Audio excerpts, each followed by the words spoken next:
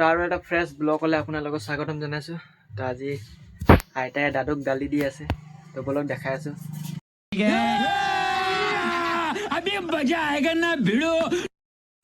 এইটোৱে দাদু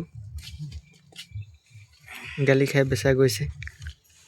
जोर जोर से बोल के लोगों को स्कीमें बता दे। তোৰ নামটো ক? গাড়ী হে গাড়ী তই ক'ত পঢ়? উঠাম কিমান বছৰ? 5 বছৰ অঁ নমস্কাৰ বুলি কৈ দে নমস্কাৰ আৰু লাইক বুলি কৈ দে। লাইক লাইক কৰি দিব বল। লাইক কৰি দিব। এই দাদু কি কৰিলে? হা দাদুৱে কি কৰিলে? দাদু হা কোনো নাই কৰা দাদুক গালি দি আছিলি যে?